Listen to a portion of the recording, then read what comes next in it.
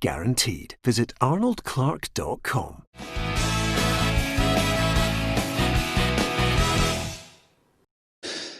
Welcome to Peter and Roughie's Football Show, sponsored by Arnold Clark. I'm Peter Martin, Alan Rough, Tam Cowan and Darren Jackson here with me.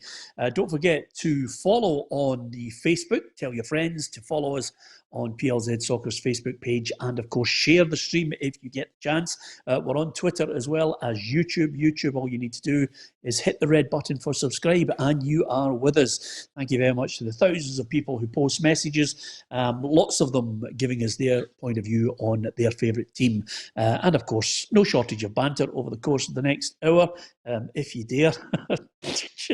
I've just actually noticed Alan Wicker is with us now as well. That's fantastic. I thought we all had to wear glasses today. Well, exactly. I know. I'm not sure if it makes you look intelligent or not, Roughie, but it's well worth getting them on. Anyway, I like the way though, Peter. I like the way though you and Roughie have got your PLZ jerkins on. It kind of reminds me of not seeing Happy Days for years. Well, and the other thing about it is, I thought you were going to say for 1 minute there, I see you showing your support for Aberdeen. The last thing we want on the programme was, my God, humour. When will we get that over the 60 minutes? Anyway, apart from anything else, let's crack on. We'll be taking a fair bit of criticism, a fair bit of banter. That's what the show's all about in football. No surprise, yesterday was just an incredible day, an incredible press conference with Neil Lennon.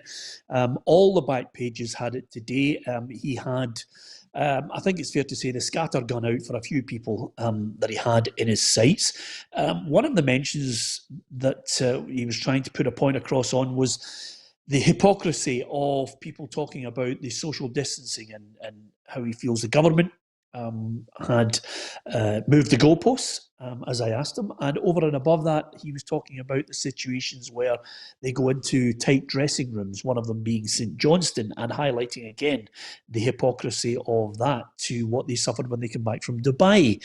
So St Johnstone, hey, it's only Scottish football.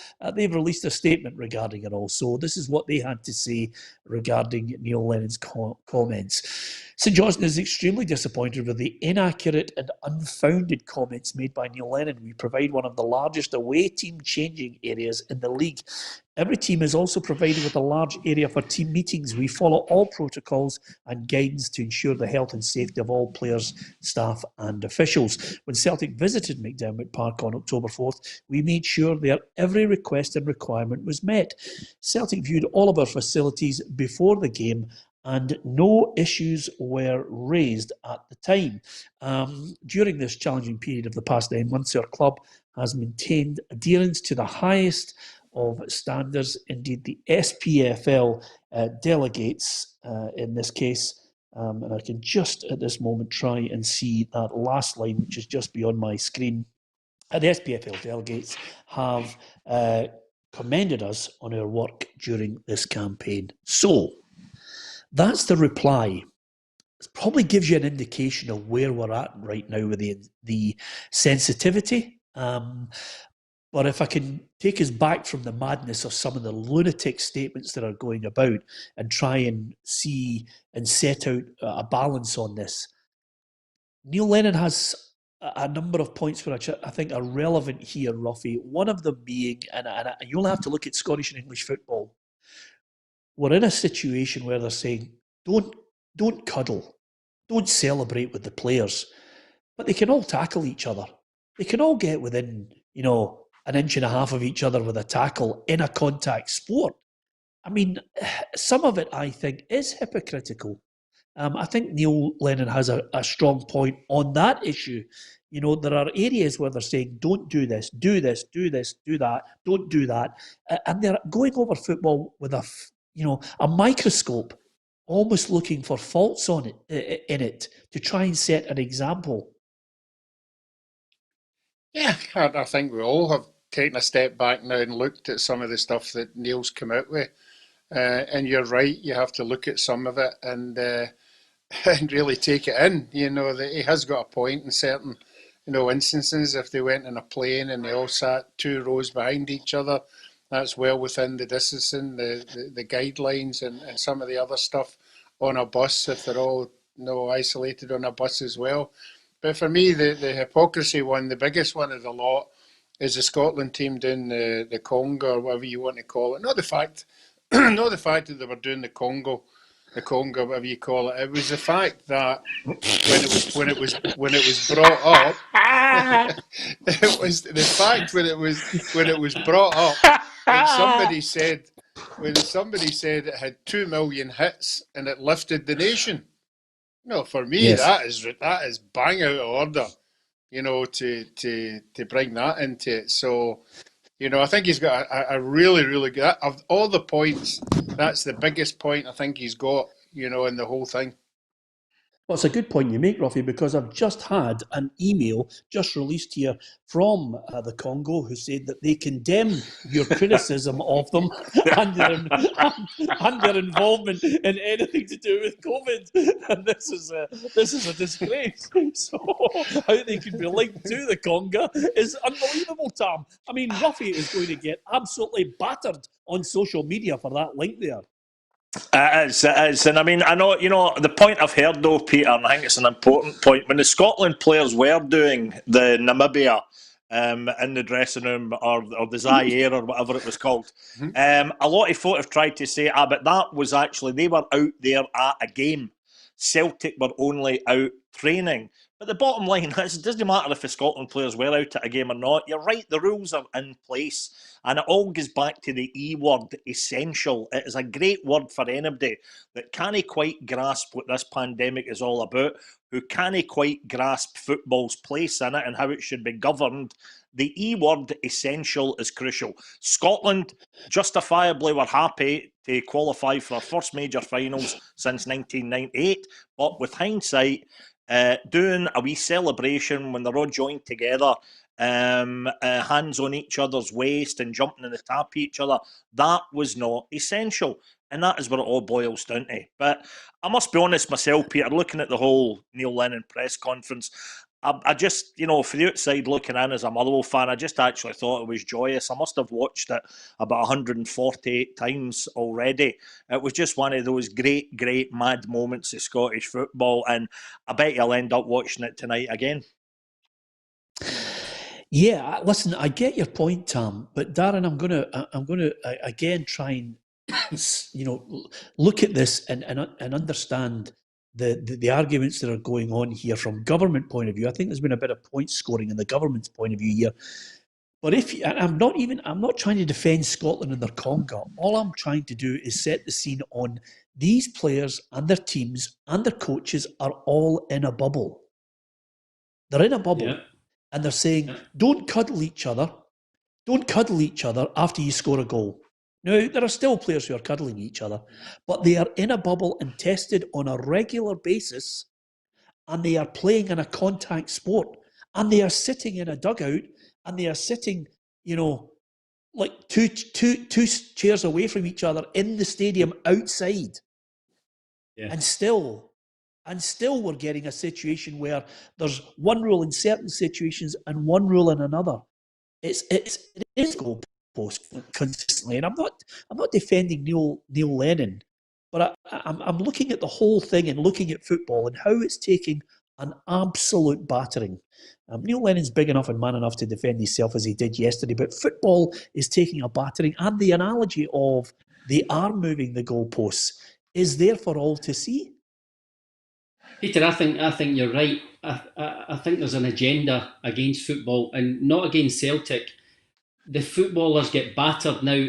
I think the Aberdeen boys, Ball and Goalie needed battered for what they did, yes. But I think there is an agenda. And I'm trying to come to terms with it, Peter, that you're speaking about there, that they're in their own bubble and they can't sit together. Now, I watched the Arsenal-Newcastle game last night, and it is quite hypocritical that you can't celebrate after a goal, but it commented on the game that there was 14 players round the goalkeeper at a corner.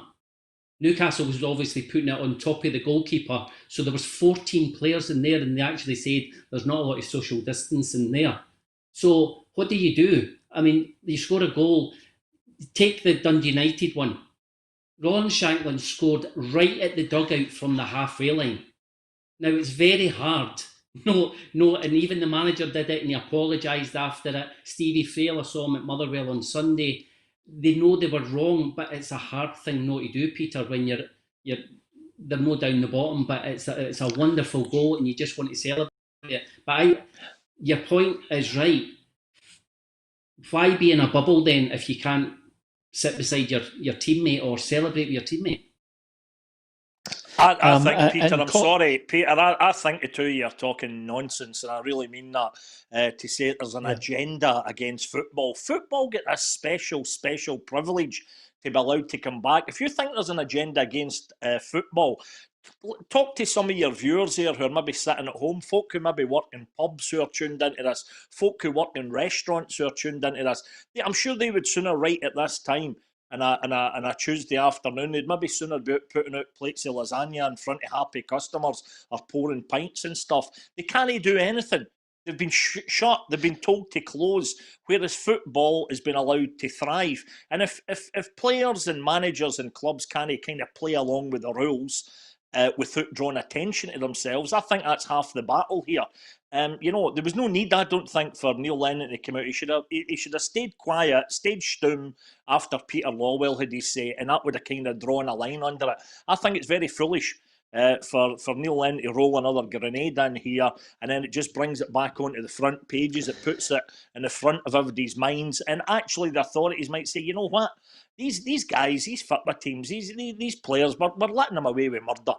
And as much as Nicola Sturgeon, we were hoping that she wouldn't be reaching for the red card after flashing the yellow a long number of months ago now. It wouldn't surprise me if that happened now. Football was closed back down entirely. Well, listen, Tam, you've come up with three different points there.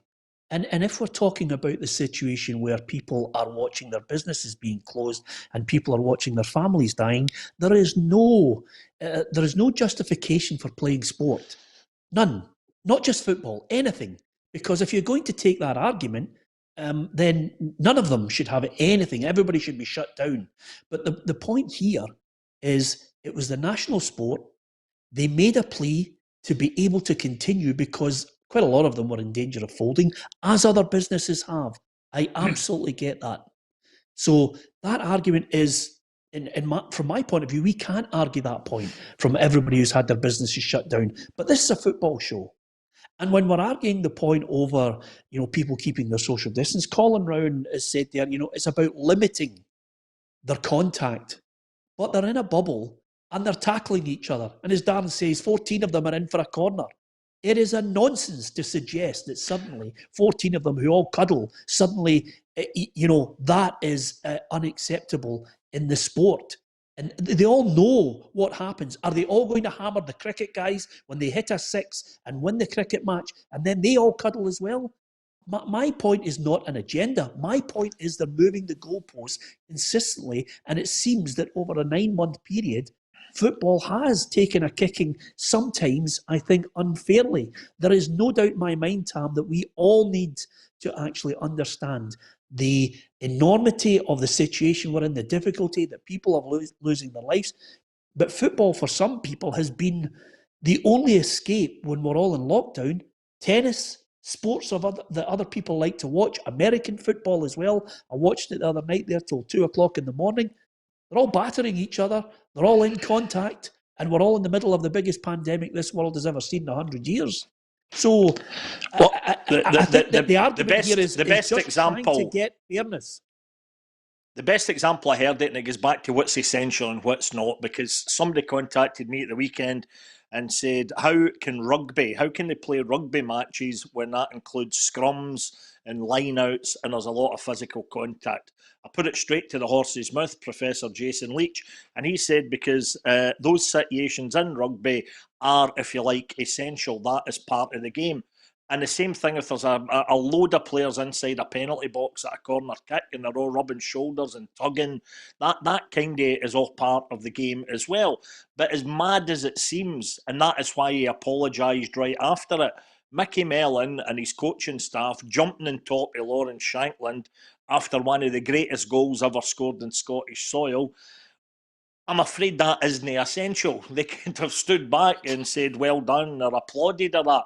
Now, it all sounds bonkers, but it's just about trying to adhere to the regulations as much as is humanly possible. And then the authorities might actually not quite turn a blind eye, but it might not actually put a spike in what's happening on the football field. It might not give them something to have to investigate or analyse. And that is why I wish Celtic had just left it after Peter Lawwell's in-house, albeit, interview for Celtic TV, and that may have drawn a line under it, but I just thought everything... Neil Lennon did make a lot of good points, Peter. You know, there's no denying that about the difference now between the social distancing on a plane, and that could make bus travel absolutely farcical, with clubs having to hire umpteen buses for them to travel and all the rest of it, blah, blah, blah. And yeah, he did, I think, make a valid point looking back to the Scotland-Serbia game, the more you look at it. But I just wish he hadn't gone into that press conference, or if he had, just gone in, as was the plan, to talk about the game tomorrow night. Well, that's another different point on it. And William Wright here says, and this is the other thing, he says, so if something is essential, you think the virus stops dead? No, of course it doesn't.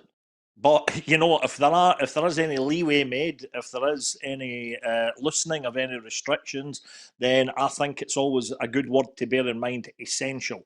Is that essential? And that is why another point that came up was on the radio the other day about workmen or whatever going into homes, or if you were buying any sort of domestic equipment. The analogy that Jason Leach used in our radio show, Peter, was that if your washing machine is broken just now and you've got a family to clothe and it's not working at all, then yeah, you can go and buy a washing machine. That is essential. If you just took the notion, though, saying, we've had that washing machine for a few years now, I think I'll upgrade to a new fancy one, that is not essential. So don't go and do it. As simple as that. It's quite simple. If you think what is essential, what is not. See, when you're at the Old Firm, and Peter I would think, back me up in this, because he's in the Zoom call, he's asking the questions.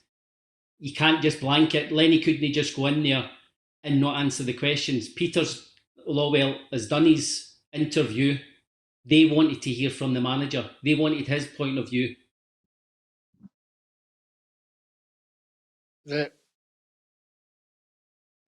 I'll come back to Darren, because it was a good point that he was making. The thing that Neil Lennon's done, he's defended himself and he's defended his team. He's no different from what St Johnstone have just done there. St Johnstone haven't sat back and went, wait a wee minute, I said, our dressing room's okay, what are you talking about? That's what football people do. They come out and they defend their club, rightly or wrongly, but that's the way they do it. And I'm sure every other manager would have come out and had thrown his tuppence worth in if he'd sat back and thought, right, he's had a go there, not happy with that. He's had a go, I'm not happy with that. I think most managers would come out and defend what they think is wrongdoing. So, and that's just the way football is. Darren, you were making that point. Yeah, I'm just saying, you know better than anyone because you asked the questions. With the Old Firm, nothing's left. They want to know the answers. They want to know. They'll quiz Lenny, and if Neil had sat there and just said, I'm not answering that, they would have just kept at him until Neil gives his opinion. But Neil felt, I'll come out and I'll give you my opinion right away. Now, he doesn't think... Now, whether he thinks... Whether it is right or wrong, and I've said I think they were wrong to go to Dubai for the pandemic. I think they were wrong to go to Dubai because of their situation being second in the league. But Neil doesn't think it's wrong. Bolingoli going to Spain was wrong. The Aberdeen boys going out were wrong. That is wrong. But it's an opinion whether it was right or wrong going to Dubai. And in Neil's opinion, it wasn't. It wasn't wrong. And he made that point. Whether he's contradicted his chief exec, that's up to Neil. But journalists will always quiz and stay on it with a Celtic and Rangers manager because they want to know, because it's obviously the two biggest clubs. You know what, Peter, you know what I'm amazed? Peter, you know what I'm amazed? Nobody asked, and if I'd have known you were going to that press conference, I might have texted you. Because hearing Neil Lennon saying that they did absolutely nothing wrong, when they were in Dubai, I would have loved to have put my hand up then and said, well, Neil, if that is the case, why did your number 2, John Kennedy, say last week that there were slip-ups in terms of the protocols in Dubai? Those two things don't add up. Oh, listen, look, Tam, I would say to you, there is absolutely no doubt, and a lot of social media here at the moment, whether it's YouTube or Facebook or Twitter, people offering their thought on this. I'm not going to dissect every aspect of his points because he was wrong on a number of points. In relation to Darren's chat about the Old Firm, journalists have a responsibility in any sport, in any team that they go into. If there's a burning issue, we will quiz people on it and we'll try and get to the bottom of a situation. Neil Lennon is a smart cookie. And he's certainly, if I was his PR guy, I would have sat down with him and said, look, here is the point from the club. Here is the situation that Peter Lawwell has put himself in front of the cameras. On time or too late is another matter. But he's apologised because the mood of the nation was they got it wrong. Well, we haven't in any way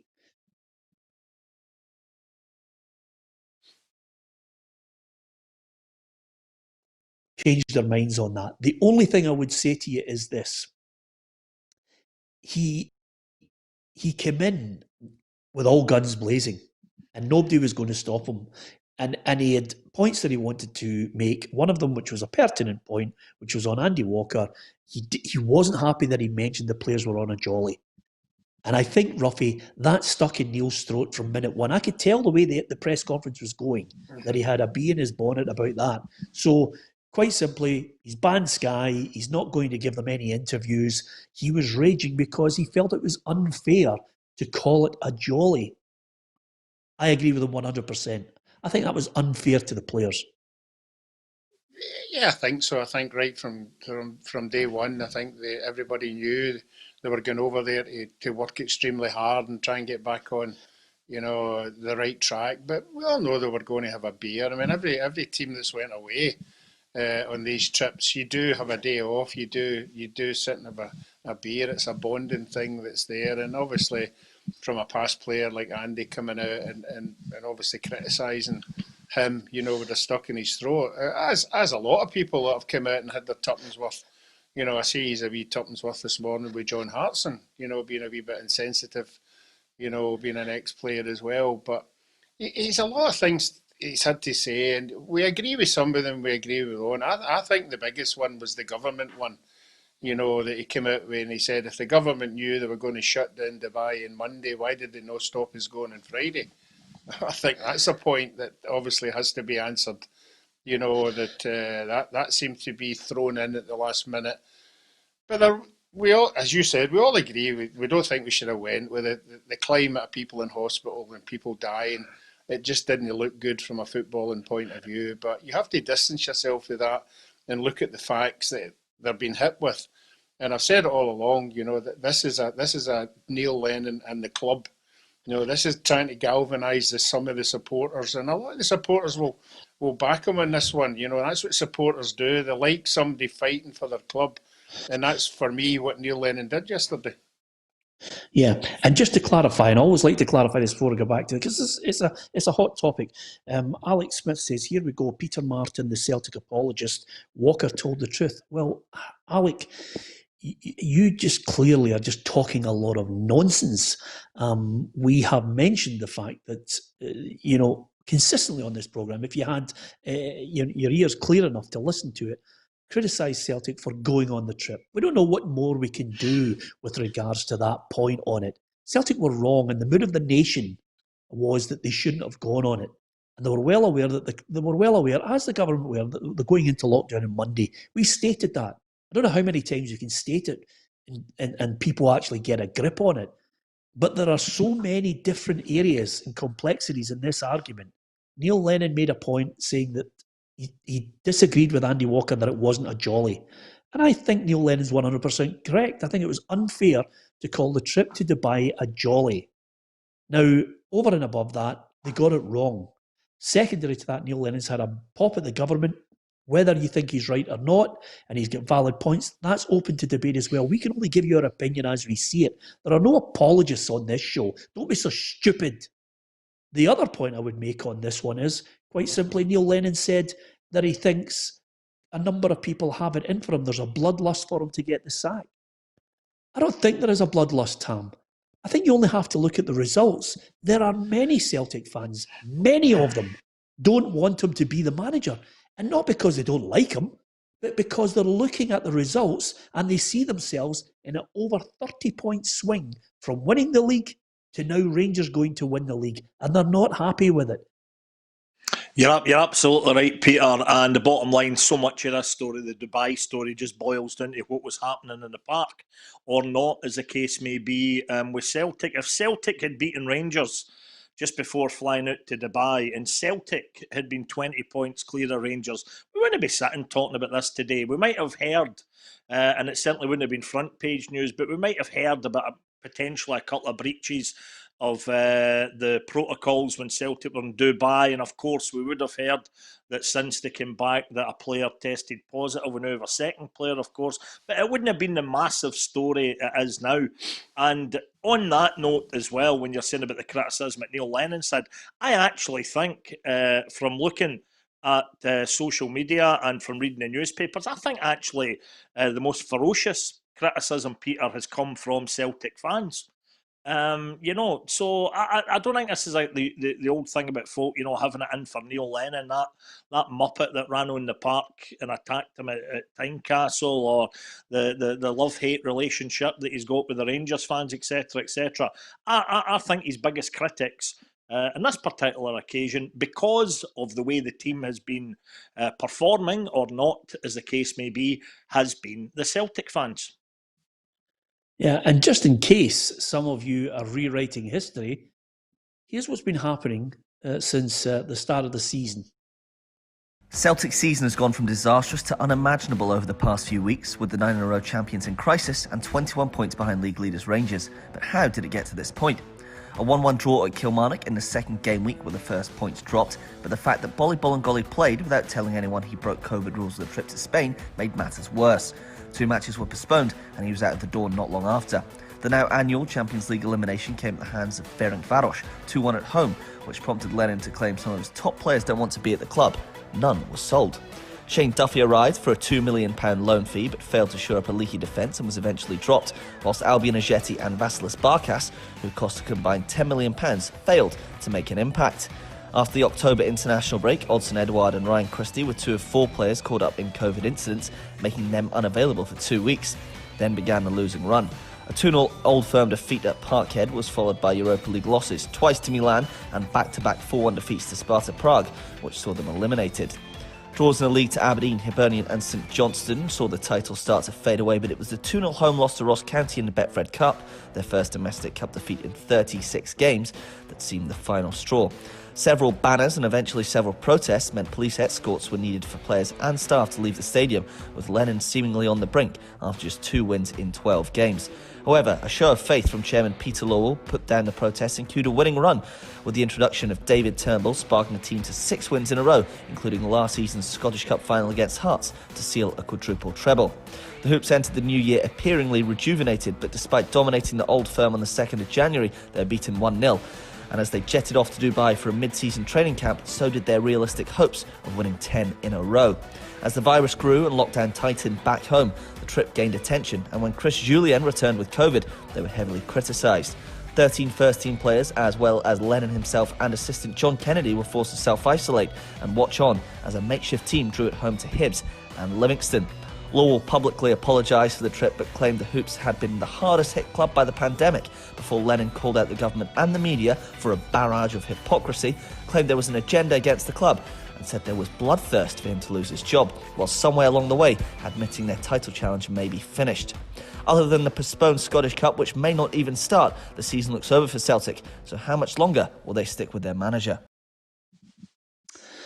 Roughie, that's a lot of reasons. Yeah, there's a lot of reasons. I don't think you could defend any of them. I think early on it looked okay, and then for whatever reason the results never went their way. And I think obviously if you look at some of the games, and I'm sure the Celtic supporters will look at some of the games, they just wasn't good enough. I mean, obviously, people will come up with reasons, that I think Gabriel stated some of them there just now. But in the whole, I think the Celtic fans wanted a really challenge to Rangers in the 10 in a row, and I think that's the biggest one, that's really the galling one. The 10 in a row has slipped away, and I think that's why they're so angry.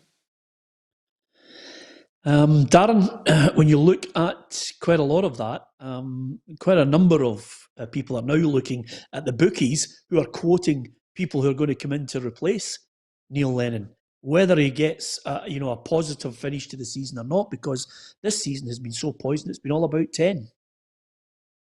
Of course, it is, Peter. It was always going to be that, and you could never envisage this happening. I look at the performances, Peter. You look at Europe. Europe's been disappointing. But I just take the weekend there. You've got Livingston at home now. Fantastically well, Livingston have done in the last 8 games that they've won or something. But you've got 7 players that played in the Old Firm. You've got Beaton, you've got Duffy and Roderick, the more experienced ones. Those players need to stand up and be counted, Peter. I mean, like, Brown's not there, who has been an incredible captain for them. And you go out to Livingston, you've got 7 players and you draw. Like, results like that isn't good enough. And that's been a big concern for them, that the big players have not stepped up when needed. They've done it over the last few years, and you can't knock them for that. But they've probably not been under pressure, and probably last year is the first time they've been under real pressure until after Christmas. But they've not handled the pressure this year. And as I said, big players have got to stand up, step up, and big occasions for big clubs. And I don't think they've done that. But going back to the managers, you hear obviously Eddie Howe. I heard Mark Hughes today. You've heard Benitez and all that. But your biggest worry is if they get rid of Neil, a manager coming in and saying, well, I'm going to actually be the manager, unless he just comes in and says, well, I'm not worried. If the league's lost, I'm just carrying on. I'm going to prepare for next season. But he will be the manager that actually is in place who fails to win 10 in a row. As far as the 10 in a row is concerned, Scott Brown speaking today thinks they can still do it. We're obviously not in the best position, but we have got 3 games in hand. We need to make sure we win those games. We need to make sure we hit top form the now. We need to make sure that we keep believing as well, because we've always got the faith and we've always got that positivity, and we know that we can keep winning games, and that's what we have to do to try and put pressure on our rivals. Yeah, I don't see why not. I think for us, we believe that it is, but we need to make sure that we win every single game now, and it starts tomorrow. That's a big ask, Tam. I mean, you watch the games. There was a slight revival, the setback of the 2 games against Hibs and Livingston. But, even if Rangers were to slip up in 4 games, which is a tall order, I can't see Celtic winning all their games. No, again, you're looking at a huge swing for it to go the other way. And Rangers, I mean, watching their performance at Firth Park against Motherwell, there was absolutely no way that when Motherwell scored, I'm thinking, great, that's 3 points in the bag.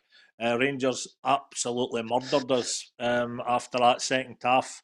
They looked dangerous all the time, and I was actually very, very happy to take a point, take a 1 each draw and move us off the foot of the table. Rangers have been an incredible run, and it's hard to imagine them losing 4 games, which is precisely what they'll need to do in order for Celtic to topple them. And that, of course, is if Celtic win all of their games. And the bottom line was, when they came back from Dubai, and they were a few men down, that's their own fault, of course, but they were a few men down. But even still, 2 draws against Hibs and Livingston, both games at home. I mean, is there a Celtic fan out there who can see them going on a run of victories and catching Rangers? I think it's a tall order. They always say, Peter, the bookies never get it wrong. Last time I looked, I think Rangers were something ridiculous, like 1-16. So, Nah, I can't see it happening now. And of course, the small matter of Livingston on that pitch, they've caused Celtic problems before, and their manager David Martindale happy with a point at Celtic Park and going in search of 3 tomorrow night. They're always confident at home. To be honest, when you're playing the Old Firm away from home, it's a little bit different. But the Old Firm coming into Livingston and in our home turf, it's not a secret they don't really like the AstroTurf Park. We train on it every day. So yeah, boys are confident going into Wednesday night's game. Who knows what can happen? It's football. So we're going out there on Wednesday night and we'll be looking to try and pick 3 points up. Yeah, I think everybody, Darren will have a close eye on Celtic to see who's missing. Of they know Julian's out for a fair bit of time, and he's one of the players that had COVID, but we're still not sure who the other player is that's self-isolating. Yes, and I was hearing a fact, Peter, that since Livingston have had promotion, Celtic haven't won there, so it's going to be an extremely hard game. Just now, the players are under pressure, and as I say, they're going to have to step up. They've got their captain back that can hopefully, for their point of view, can guide them and go there with confidence that it's a game they can obviously go and win. Livingston are not a team where they had the big centre halves, they would just batter it up the park, and they actually play now. So I think that plays into Celtic's hands, that they try and play football, so it becomes a good game rather than just a battle. So they'll be looking there to go, but they know it'll be very hard against a confident team on AstroTurf. Well, again, it must be one of those days when we're all disagreeing with each other. But I'm going to disagree with you, Darren. I'm going to disagree with you, Darren, on the fact that even though they had small players in the game on Saturday, it was like an aerial bombardment. Because as soon as they got the ball out wide for a throw-in, launch. As soon as they got the ball in the back line, launch. And what the tactic was, and I'm not knocking them for it, listen, winning football matches, you win it any way you want. It's like, however you try and beat your opponent, it's like going in with George Foreman, you think, I wonder how Ali's going to do this. Livingston just decided, we'll try and pick up the second ball. We might not win the first ball because Scott Robinson's not exactly going to out-jump Shane Duffy. But what they did was they then suddenly, Roughie, were on the second ball, pressing Celtic, forcing them into mistakes. And it was hard to watch, but, they got their point.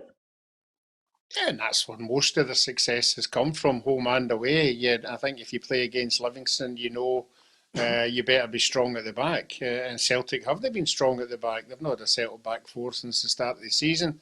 So why wouldn't you, when you get 20 yards out for their defence, throw balls in, just hopeful balls? Hopefully you get a wee break here and there, and lo and behold, look how they got their goal.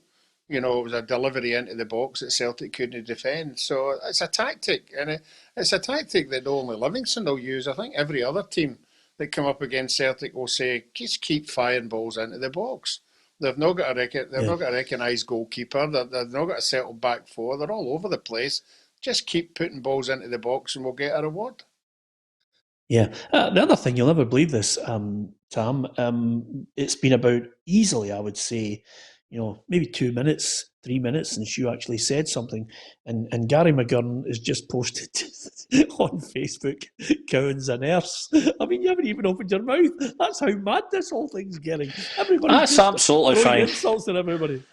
Gary, he's just lucky. He's just lucky that thanks to social distancing, I've got to stay 2 metres away from him.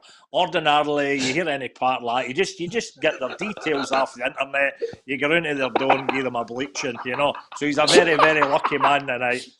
But you know what, Peter? Yeah, I'm going to disagree with you as well. I thought Livingston, they were absolutely brilliant when I watched their game against Celtic. I watched the pictures of that coming in. They did not give Celtic a minute on the ball. The high press, as the modern pundits love to call it, I thought they played it to a T. And speaking as a Motherwell fan who far too often in the past, and not even a distant past, when you think is going to Ibrox the last time and basically playing a 5-5-0 formation, I was applauding Livingston when I watched them. And, it might be a wee bit of a sore one for the Celtic fans about how much of a slide they're on. But the bottom line is, Neil Lennon, in his press conference the other day, described Livingston as formidable. opposition. Now, you might have Celtic fans saying, oh, come on, that's the way we're meant to be talking about Barcelona or PSG. We're saying that about Livingston. But they've been absolutely superb recently. And if you want to, in Scottish football, get angry about something this week, I think we should all get angry, Peter, that they still haven't had this hearing for David Martindale to determine if he's fit or proper. Or not, because it's an absolute farce that this is dragging on. The guy has done his time. He's full of remorse, and he's making brilliant inroads in his coaching career. And I don't even know why they need a hearing. Somebody should just pick up the phone to him and say, Davey, you know what? You're absolutely fine. Carry on, mate. You're doing a good job. Good luck to you. Yeah, well, listen, Tam, and I don't want to go down the road of going back over history, but they're not exactly famed for any great investigative look at anybody to be a fit and proper person in Scottish football, the SFA. So I think the jury's out on that one. You're right about the boy.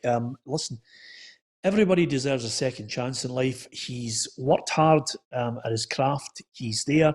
He's got a chance to try and impress as the Livingston manager on the evidence of the caretaker role with 4 wins, and of course his permanent one with 4 wins and a draw at Celtic Park. You're absolutely right. I do agree with you. He does deserve his chance, and he deserves, maybe the SFA to quickly assess this and put him out of the anxiety that he's clearly in. Anyway, apart from anything else, let's get your predictions. Okay, Roughie, I think Livingston can win this one 2-1. Well, I think we're all anticipating who's going to come back for Celtic. I think if Edward comes back and Griffiths comes back and Christie comes back, I think they've got enough players in there to, I think, narrowly win 2-1. Celtic to win 2-1. Yeah. Darren? Yeah, I'm going with Roughie. I think you're right.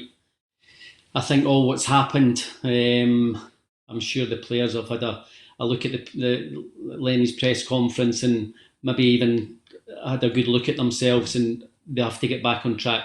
Whether they can win the league or not, they need to try and get a bit confidence back, get a little bit respect back, and so I'm going 2-1 as well.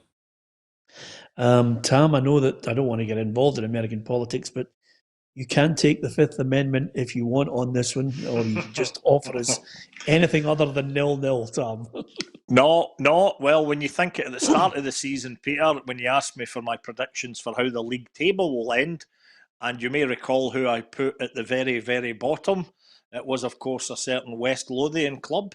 It was Livingston, yes, and I still get the odd wee jar about that from time to time for folk on the emails and folk that I know texting me and stuff, so I'll try to make up for that then. Here it is for the Livy fans. 3-0 Livy tomorrow night. 3-0 to Livingston. Okay, well, that takes the heat off me, Roughie, after a rough 24 hours. That's fine. Can I give you my real answer? Can I give you my real answer? I think Livy have done. Listen, they have. I'm glad this is live. You can't edit that out and just say, "No, Cowan, you're sticking at 3-0." No, I'm not even going to make a prediction here. Apart from, I can't wait to see the game because, as Darren was talking about there's been all sorts of talk this season on Neil Lennon's lost the dressing room and all the rest of it. He came out at the press conference, all guns blazing. I kind of agree with Dan here. Let's see what those players who are involved in all this, of course, they were the ones that went to Dubai. You know, nobody put a gun to their head and forced them on the plane. Let's see what those players can do for Neil Lennon tomorrow night, because if ever a man needs a result, it is tomorrow night after the week he's had. So an intriguing game out there at the Tony Macaroni. Absolutely. And Damien O'Hanlon says, Tam's on the Buckfast. To be perfectly honest with you, Damien, I think all of us could do with a wee drink. The only person we haven't disagreed with yet, and we usually do disagree with him, is Roughie. It's as simple as that. He's still to come out with a line that we can all get over and batter him over the head with. There's still time. Okay, couple of things I want to get your thoughts on, lads. Again, it's a red hot topic, and thanks to the thousands of people who've got their opinion. More often than not, we try and be balanced. It is a sport. It is a sport that we love. It's our national game, and we try and read out as many of the points as possible from sensible fans. we can only offer you our opinion on situations. I know some people you can't do anything if they've got an agenda, or they just hate you, or they just whatever. We try and offer our opinion, and hopefully you like the show enough that we can get a bit of banter. Some people at the moment don't have humour at the top of their agenda. That's fine. But keep them coming. Like, share and follow us if you can on Facebook. Subscribe on the YouTube channel. We're here Monday to Friday, and on our website every day of the week you'll get all the up-to-date breaking news across the UK, Europe and world football. Now, Sam Cosgrove, I read that, Darren. Stoke City might be interested in whipping him away from Aberdeen. I did look with great interest at the 4 Aberdeen fans. I mean, I thought it was just ridiculous that 4 Aberdeen fans were out there saying "Time's up, Derek" outside Pittodrie, and they couldn't even spell times properly. But to be honest with you, there are a number of fans that might be growing a little tired of Derek. Has he been there too long? I think the last thing Derek needs is suddenly to start whipping players out from underneath him that can do a job for him still. Yeah, without a doubt, Peter. I think when you've been there that long, and Derek's finished second in the league, I don't know, 4, 5 seasons, and so when you're not finishing second, expectations of the fans kind of drop, and you're kind of put under pressure if you're not winning games. And don't get me wrong, when you're Ross County were bottom of the league, you're losing 4-1. It's not a good enough result for Aberdeen. So I do get that, but people calling for his head and all that. But I do know, Peter, obviously I'm pals with Michael O'Neill, and in the past he has liked Sam Cosgrove. Not since he's become Stoke manager. I didn't speak to him about him then, but I'm sure there was something about could he play for Northern Ireland, or I think it was that. So he does like him as a player, but as I say, I don't know if he's interested in him. But that would be a big loss, because he's not been as big a player this season, but he has done really well for them, and I like him. I think he's a decent striker who holds the ball up, who's big, and he's grown into playing for Aberdeen. When he first came up, he just didn't get it. He wasn't doing the things. I can remember being at an Aberdeen, first game of the season, Aberdeen Rangers, and Derek just constantly balled at him the whole time, where he positioned himself. He was all over the place, but he's produced a lot, and he's grown into being a good striker for Aberdeen. And another player, Tam, that's in the news, Declan Gallagher. What would you like to see happen there?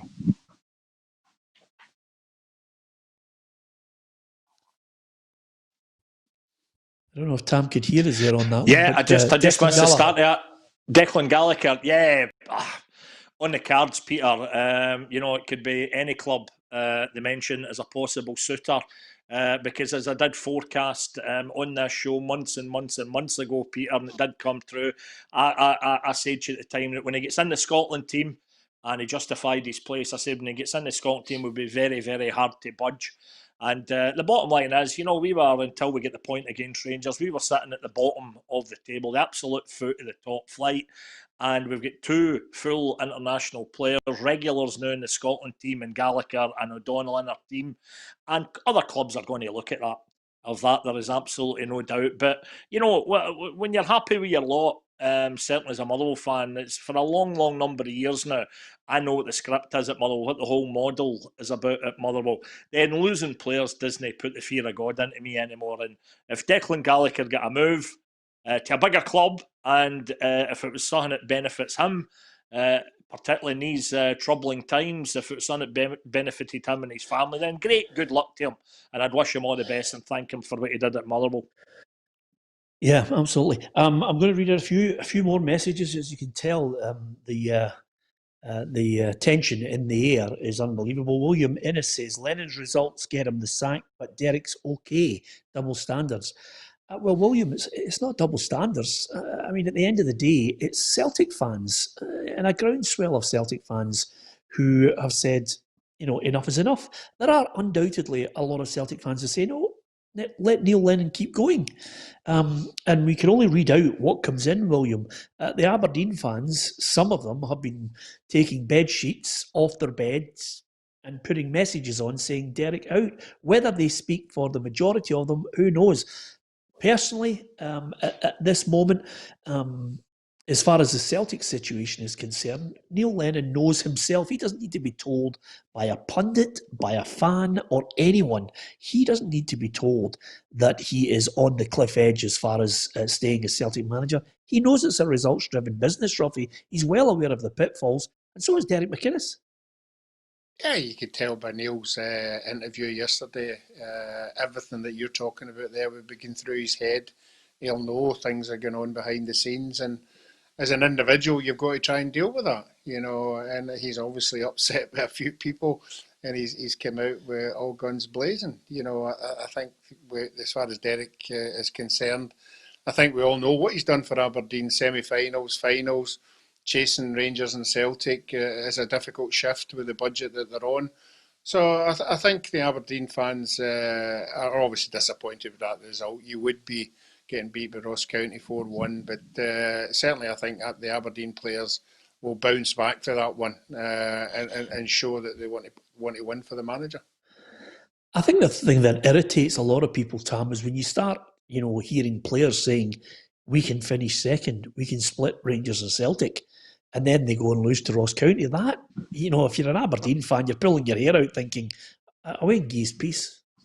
Yeah, Joe Lewis was the latest culprit with that, Peter. He was talking about a couple of games ago before they went into a particular match saying that he reckoned that Aberdeen could challenge Celtic and Hibs, he said, to the second European spot, which will be a Champions League spot, of course, at the end of next season. And then they go out and they get stuffed 4-1 by Ross County. But I do think it's still a wee bit unfair for the viewer earlier to compare what happens with Neil Lennon after a bad run of results and Derek McManus, because it's a wee bit like comparing apples and oranges. The expectations with Neil Lennon, when you look at the size of the crowds in the good times pre-COVID, and you look at the amount of money that Celtic have tucked away for year after year after year, it's not the same story, obviously, for Derek McManus. And I feel quite sorry for Derek, because it's a kind of glass ceiling thing with him at Aberdeen, I think. I mean, he tried his best to do what he could do when Rangers were out the picture, but Celtic, again, too much money, too much resources.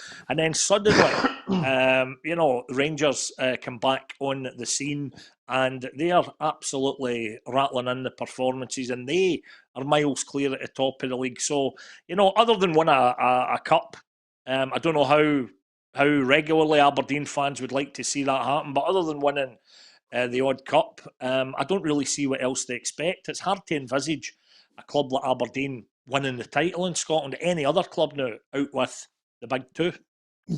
Yeah, I don't know where Derek goes. I actually thought a couple of years ago Darren was the best opportunity for him to try and get out when his stock was really high.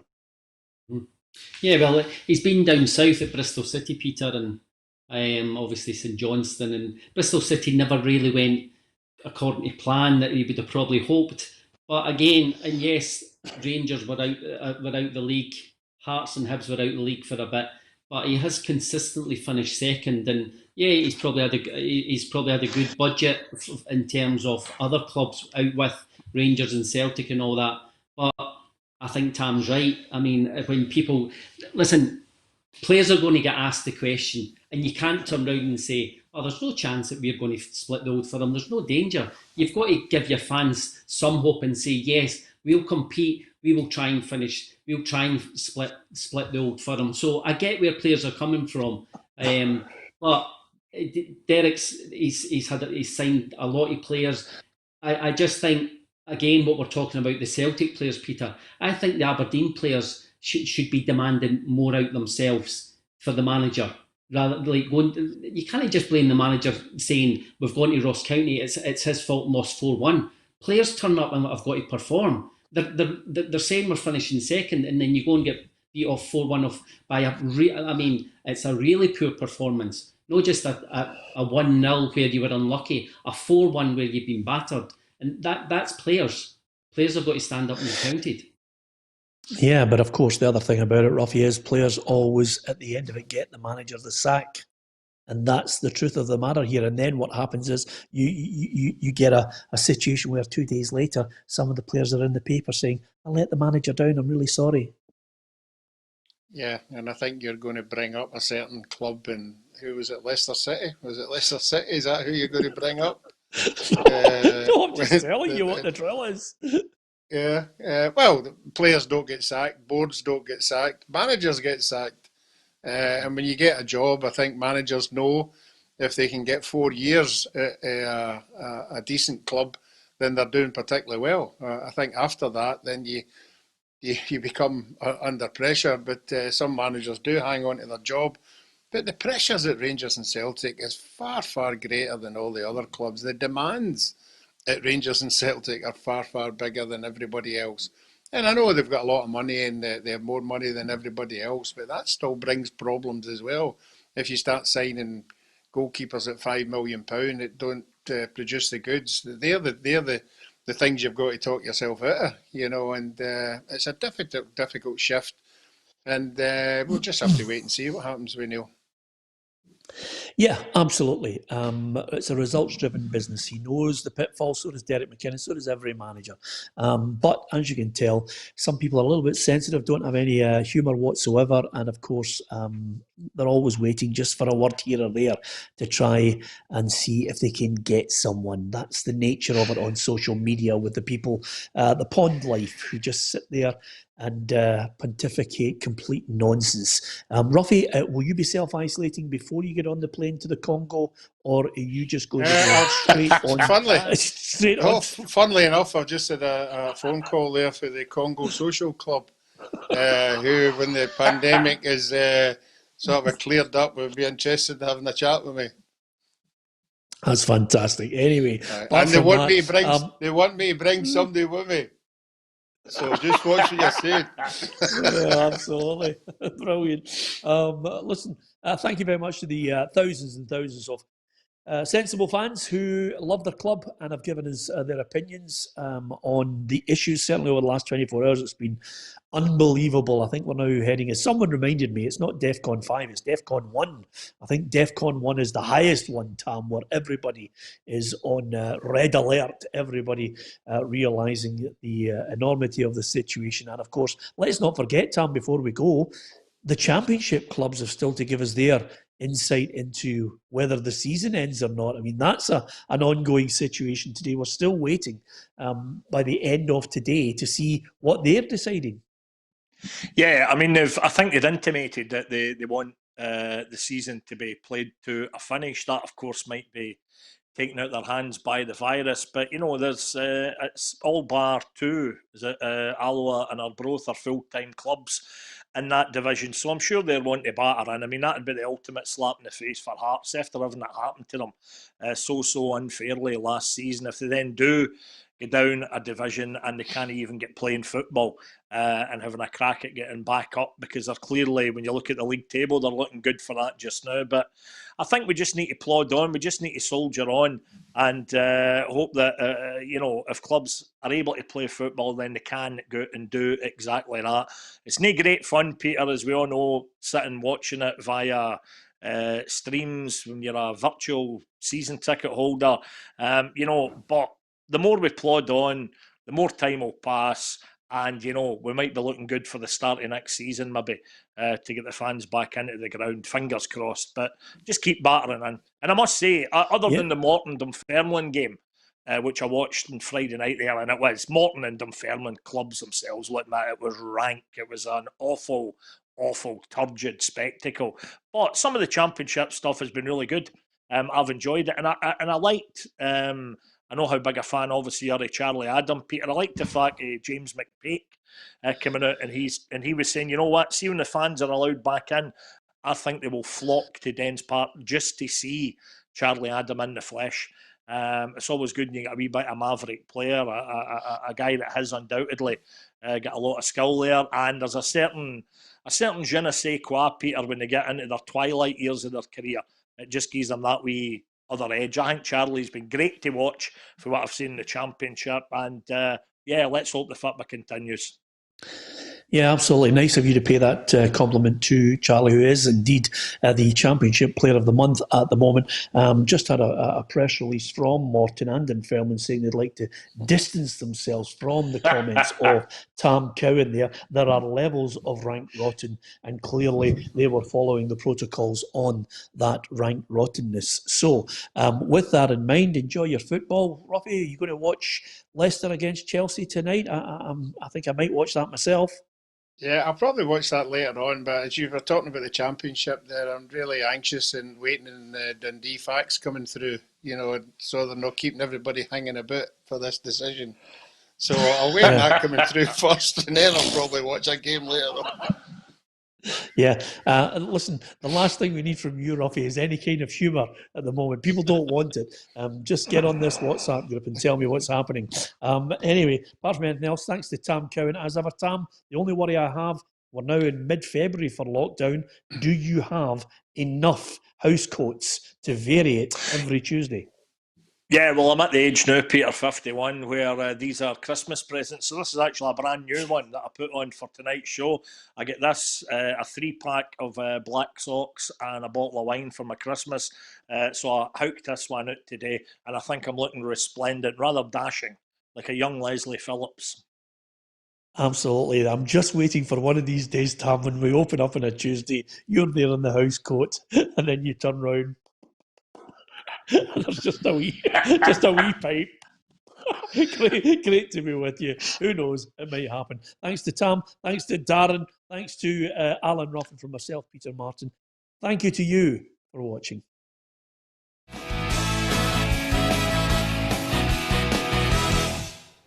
Expect the best used car deals guaranteed. Visit